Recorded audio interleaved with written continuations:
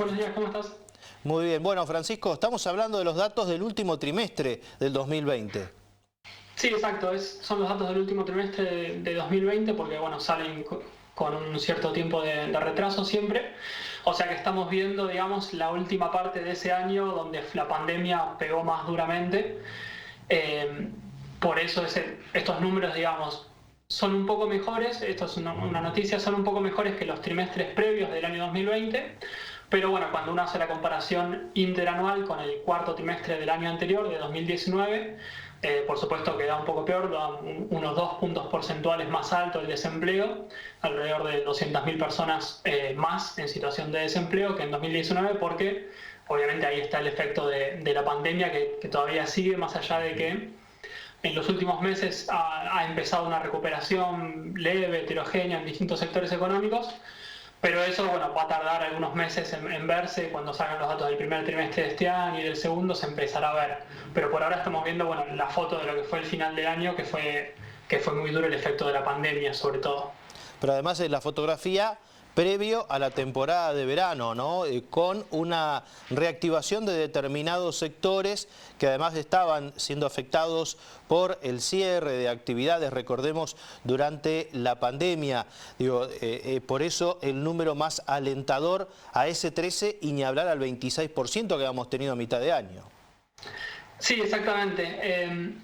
Sí, como vos decís, estos números lo único que captan es hasta diciembre de 2020, con lo cual falta toda la temporada, lo más fuerte, que en Mar del Plata, como vos bien decías, había muchos sectores, sobre todo, por ejemplo, gastronómicos y de servicios relacionados al turismo, que estuvieron cerrados buena parte del año y que habían empezaron a abrir sobre el final del año y en la temporada más fuertemente, con lo cual es esperable que los próximos datos que tengamos de Mar del Plata ya sean mejores todavía en ese sentido, lo cual, digo, para tener un poco de esperanza, eso me parece importante, me parece que está bueno. Además de que a medida que avance el proceso de vacunación, es esperable que vaya mejorando la actividad económica, porque digo, hay que recordar también que la recesión global que vivimos es mayormente por efecto de la pandemia, con lo cual a medida que se controle eso, es esperable que vaya mejorando la economía. Es lo que está pasando en los países que más han avanzado en la vacunación, que retroceden los contagios y mejora la economía.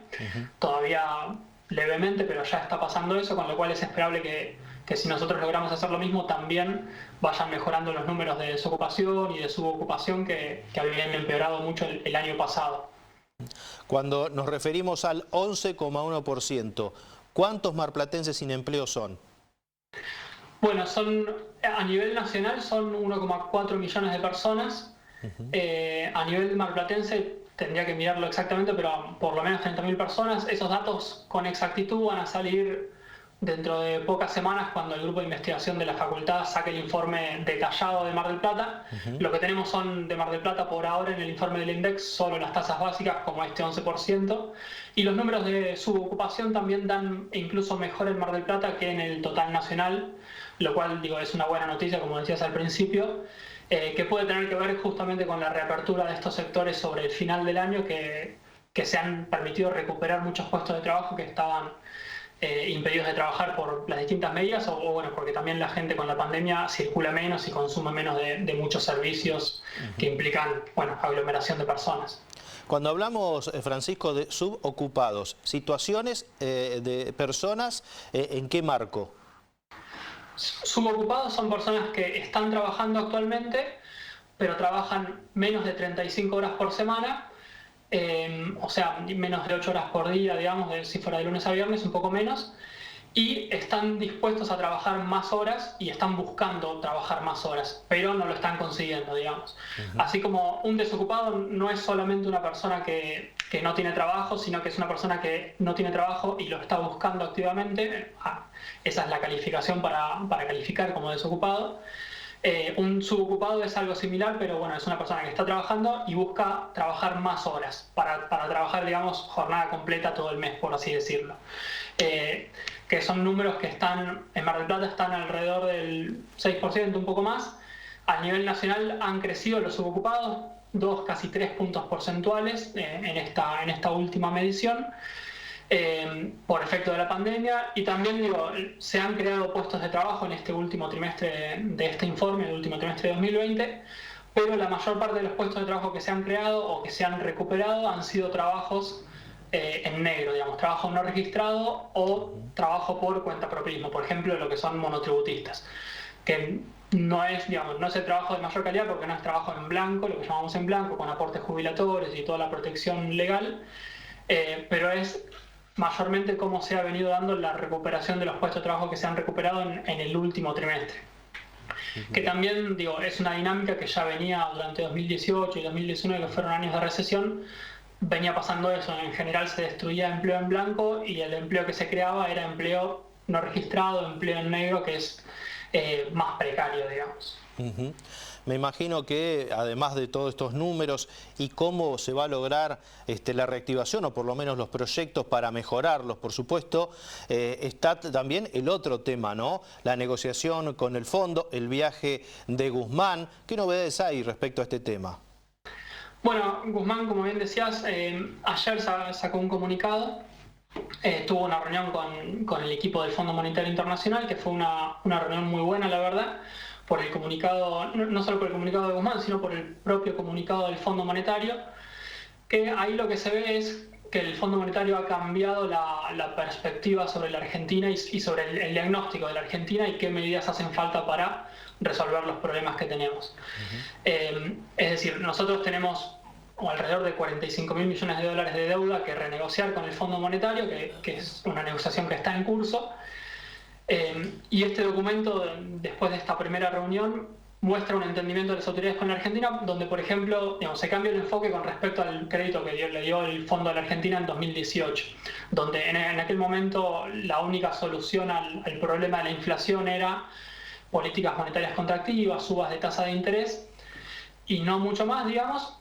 Y uno de los problemas que tuvo ese no mucho más es que, por ejemplo, no se le permitía al Banco Central intervenir en el mercado de divisas, de dólares, para controlar y contener el precio del dólar.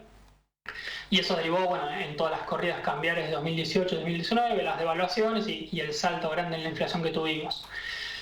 Ahora el comunicado del fondo dice, que es algo bastante llamativo, que la inflación es multicausal, es decir, que hay muchas causas para la inflación, al menos en el caso argentino. Una de ellas es el dólar.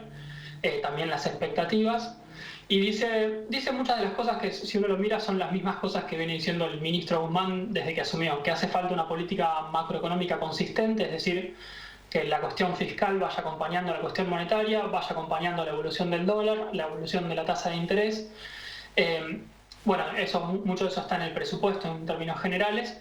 La deuda también, los niveles de endeudamiento y de pagos tienen que ir acompañando a ese programa macroeconómico, que tiene que ser sustentable en el tiempo, que es lo que viene diciendo el ministro, y es lo que está en el comunicado del fondo, que es un cambio, digo, más allá de que son palabras, son comunicados, es importante porque esto se supone que va a marcar cómo va a ser el próximo acuerdo que tenemos que renegociar ahora en los próximos meses, cuanto antes se resuelva mejor, para el repago de esa deuda, que debería ser, el gobierno está buscando que sea lo más extendido en el tiempo posible y con la tasa de interés más baja posible, para que sea justamente pagable, para que sea consistente con el resto del esquema macroeconómico. Y ahí se habla también de fomentar las exportaciones, de desarrollar el mercado de capitales locales, es decir, de no defaultear las deudas que tenemos y de fortalecer el sistema financiero local, el sistema de deuda en pesos y demás, para evitar depender de la deuda en dólares, justamente, que trae mayores problemas. Con lo cual, la verdad es que es una muy buena señal, porque muestra un cambio del enfoque del Fondo Monetario con respecto al esquema anterior y a los programas anteriores que ha tenido con la Argentina, que en términos generales siempre terminan en lo que vimos en 2019, en crisis cambiarias, en corridas y en recesión económica. ¿Cuál es el tiempo límite de esta negociación?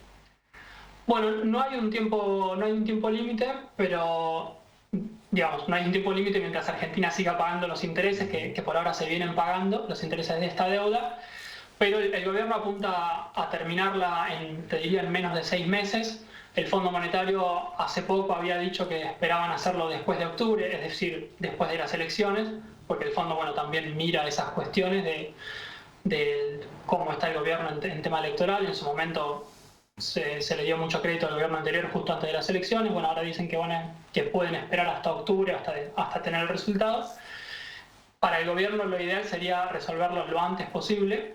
antes de 6 meses incluso, por una cuestión de despejar expectativas, es decir, de que mejoren las expectativas de la economía argentina, de los inversores, y la confianza para, digamos, terminar este proceso que ya lleva algunos meses de calmar el mercado cambiario, sobre todo el tema del dólar, que se ha venido calmando en los últimos meses, pero que todavía, digamos, no sobran los dólares, con lo cual, si estuviera esta cuestión del FMI, este acuerdo con el FMI, eso permite despejar el horizonte de la balanza de pagos argentina, es decir, de la cantidad de dólares que vamos a tener disponible, porque hoy en día hay que pagar muchísimos dólares de acá a 1 año, 2 años de la deuda con el FMI. Si eso se renegocia, se liberan dólares para importaciones, para que el funcionamiento de la economía sea más tranquilo y para que no escaseen tanto y por lo tanto no haya tantas presiones para que suba el dólar, que eso siempre tiene efectos inflacionarios y de recesión económica, como hemos visto en los últimos años. Francisco, como siempre, muy claro. Te agradecemos este contacto con Telediario. Muchas gracias a ustedes. La palabra del economista Francisco Reribusch. Empezamos hablando de los datos del INDEC y finalizamos con esta negociación con el Fondo Monetario Internacional. Ahora